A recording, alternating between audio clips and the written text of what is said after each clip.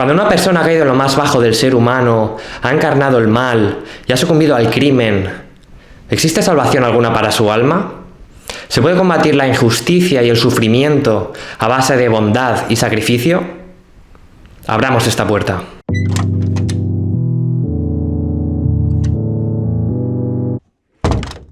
Victor Hugo fue un intelectual francés que vivió a lo largo del siglo XIX y, al igual que los grandes hombres del Renacimiento, su infinita curiosidad le llevó a plasmar sus ideas a través de varias formas de arte, como el teatro, la poesía, los ensayos, la novela e incluso la pintura. Además de tener una obra prolija, el compromiso que siempre tuvo con su país y con la sociedad le llevaron a desarrollar una vida política activa, llegando a ser diputado conservador durante la Segunda República Francesa. Pero su defensa del sufragio universal y de la libertad de prensa lo fue posicionando cada vez más en el lado de la oposición. Y tras el golpe de Estado de 1851 y la restauración del imperio en manos de Napoleón III, decidió exiliarse. Y fue su retiro en las islas de Jersey y Guernsey, en el Canal de la Mancha, donde encontró la tranquilidad necesaria para escribir la obra que lo catapultaría a la fama mundial, Los Miserables. La novela se inicia con la llegada de un mendigo a un pueblo del sur de Francia. Este hombre, llamado Jean Valjean, se encuentra con el desprecio e indiferencia de la población y solo consigue cobijo en casa del generoso obispo Bienvenu. Valjean, el protagonista principal de la obra, arrastra un pasado trágico en el que la pobreza familiar le llevó a tener que robar pan de un horno por necesidad, acción por la cual lo condenaron a 5 años de prisión, prolongándose a 20 por sucesivos intentos de evasión. Todo este desafortunado encadenamiento de hechos llevan a Jean Valjean, como se suele decir, a levantar el puño al cielo contra Dios y a generar un resentimiento interno contra el mundo. De esta manera, Valjean roba unos candelabros de plata al obispo sin ningún tipo de remordimiento, pero es cazado por la policía. Sin embargo, es la absolución y el perdón del obispo lo que siembra una semilla moral en la conciencia de Jean Valjean. El obispo le ofrece los candelabros a cambio de la promesa de que redimirá su vida. Y con esta abertura empieza el extenso desarrollo de la obra en la que Victor Hugo irá poniendo a prueba al nuevo Jean Valjean, enfrentando las situaciones extremas y personajes malvados, investigando si es factible la posibilidad de la existencia de un mártir en la sociedad de su tiempo, al igual que Jesús de Nazaret lo fue en su día. Y gracias al aspecto clásico de la novela, en la cual el narrador es un personaje externo a la historia, en la cual se va entrometiendo recurrentemente para dar su opinión, realizar aclaraciones y prevenir al lector sobre ciertos puntos, a diferencia de la novela moderna iniciada con el Madame Bovary de Flaubert, en la que el narrador es invisible y se diluye entre los personajes, gracias a la visibilidad del narrador en Los Miserables, podemos obtener hoy exactamente cuál era la postura de Victor Hugo sobre los siguientes temas: pobreza y maldad, los Thénardier. Si hay algún rasgo característico de esta novela, es su insistencia por hacernos consciente de la vida de las clases más bajas, describiendo con detalle cuáles eran los problemas que éstas sufrían. Porque tal y como él defiende, cuando se trata de sondar una llaga, un abismo o una sociedad, ¿desde cuándo es una falta descender demasiado, ir al fondo? ¿Acaso lo inferior de la civilización, solo porque es más sombrío y profundo, es menos importante que lo superior?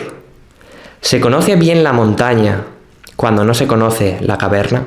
Victor Hugo critica a muchos filósofos que, cegados por la admiración de la naturaleza y lo infinito, no ven el padecimiento de mucha gente.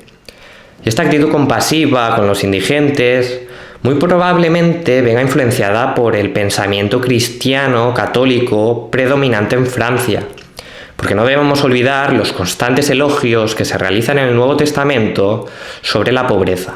Bienaventurados vosotros los pobres, porque vuestro es el reino de Dios. Vendan todas sus propiedades y sus bienes y compártanlos con todos, según la necesidad de cada uno. El corazón de Dios tiene un sitio preferencial para los pobres, tanto que hasta él mismo se hizo pobre. Sin embargo, Victor Hugo también advierte del peligro de bajar a la oscuridad, dado que en ella las condiciones son favorables para la aparición del mal. Y con ello no quiere decir que todos los pobres sean malvados o que solo los pobres sean malvados. sino que la pobreza es un factor muy determinante para la corrupción de las personas, tentadas a cometer actos inmorales por necesidad material.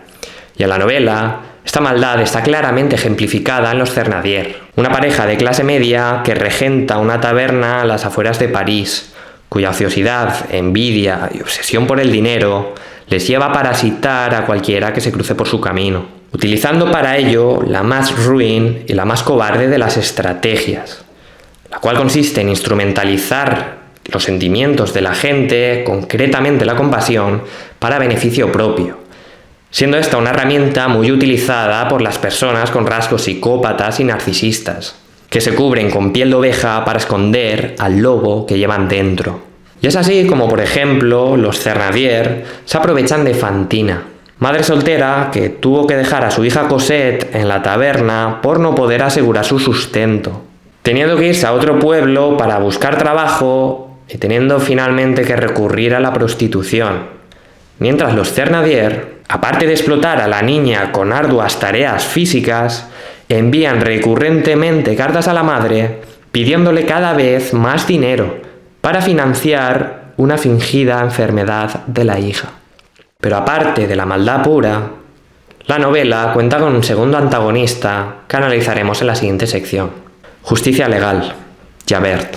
Los Miserables también insisten en advertirnos de los peligros derivados de la aplicación de la justicia humana, materializada en las leyes, que paradójicamente puede llevarnos en algunos casos a cometer injusticias. Porque en primer lugar, las leyes no dejan de ser un mero reflejo, una mera materialización arbitraria y múltiple de unos principios superiores universales que se asumen axiomáticamente. Principios que parten de la Declaración de los Derechos del Hombre y del Ciudadano, originada, por cierto, en la Revolución Francesa a finales del siglo XVIII. Y por tanto, estas leyes puede ser que no capturen la esencia de estos principios, o incluso cabría cuestionarse si estos principios son inalterables o varían según la época o la región. Y en segundo lugar, y esto es lo que realmente Víctor Hugo quiere remarcar, el carácter impersonal y generalizado de las leyes y su objetivo de alcanzar el bien común puede llevar a no tener en cuenta las circunstancias personales de cada individuo y a cometer injusticia contra estos. Y además existe el riesgo de que aparezcan personas como el policía Javert que tomen las leyes como dogma y estén dispuestos a defenderlas a capa y espada. Y Javert, al descubrir que Valjean es un ex convicto, realiza una persecución obsesiva de este, creyendo ciegamente que está cumpliendo con su deber con la sociedad, ejerciendo su oficio. Pero tras jugar al ratón y al gato durante toda la novela, finalmente será un acto ejemplar de Valjean el que le hará a Javert quitarse la venda de los ojos, darse cuenta de que existen excepciones a la ley, y le harán caer en una crisis existencial tan profunda y a un cuestionamiento de sus principios tan tormentosos que le llevarán a adoptar una decisión trágica al final de la novela. ¿Pero qué vio Javert en Valjean como para que se derrumbase su escala de valores? Bondad y sacrificio, Jean Valjean.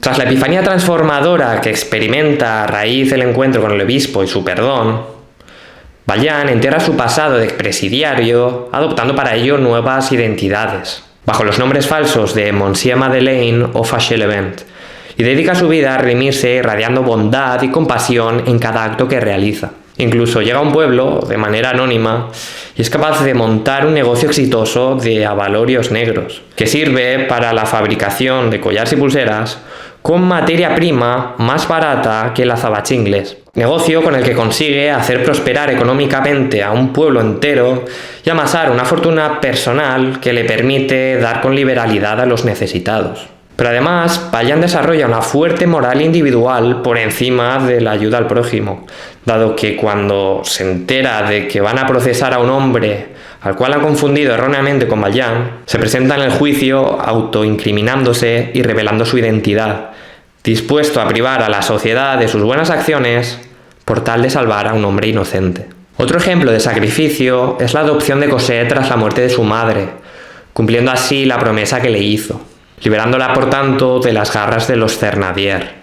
Y Cosette se convertirá así en su único rayo de luz y de esperanza en un mundo lleno de sufrimiento. Sin embargo, no podrá borrar del todo la marca de criminal que lleva grabada en la frente, y el constante asedio de Javert lo obligarán a llevar una vida escurridiza, ocultándose en las sombras. Y aún así, otra prueba aún más dura se interpondrá en su camino, porque al igual que las ramas se van alejando del tronco, los hijos se van despegando de los padres con el paso del tiempo. Y Cosette, que para Valjean encarna la figura de la madre, la mujer, la hermana o la hija que nunca tuvo, se enamorará del apuesto Marius y se olvidará cada vez más de Valjean. Pero esto no impedirá que Valjean se sobreponga a sus sentimientos egoístas y a la fuerte dependencia que tiene de Cosette, poniendo en riesgo incluso su propia vida por tal de rescatar al joven Marius de una muerte segura en las barricadas, arrastrando su cuerpo inconsciente por el lodo de las cloacas de París en una de las escenas más épicas de la novela. Al final del libro, al casarse Cosette con Marius y al alejarse por tanto de su padre, alejamiento de hecho promovido por el propio Marius, que ha escuchado historias sobre el pasado criminal de Valjean, anciano y moribundo, coge un crucifijo, lo pone encima de su cama y reconoce que Jesús es el verdadero mártir y se tumba dispuesto a morir solo como un perro abandonado en una esquina. Pero la aparición de Cosette y Marius, que finalmente descubren toda la verdad sobre quién ha sido Valjean, desencadena lo que para mí es uno de los momentos más emotivos en la historia de la literatura. Para concluir, me gustaría aclarar que es imposible abarcar en un único vídeo la cantidad de temas y de personajes que trata esta vasta obra, y que solo su lectura directa podrá darnos una visión completa de lo que Víctor Hugo quería mostrar al mundo. Y quería acabar este análisis remarcando que esta obra ha cosechado innumerables críticas a lo largo de la historia, las cuales giran en torno a la irrealidad de los personajes y a la exageración de sus comportamientos, siendo algunos extremadamente bondadosos y otros extremadamente malvados. De hecho, hasta el propio Vaticano prohibió Los Miserables, cuando en el fondo oculta una profunda moral cristiana. Pero este es solo un ejemplo de la constante insistencia que han tenido desde los poderes establecidos en protegernos, señalando cualquier peligro para justificar la censura. Pero ¿cuál es el verdadero peligro que se esconde detrás de todo esto y del que tanto miedo tienen? Pues que podamos tener acceso a obras maestras como esta, en las que el escritor plasma unos ideales ajenos a la línea de pensamiento predominante, remueva nuestro espíritu crítico y nos haga soñar con que podemos vivir un mundo mejor al que vivimos.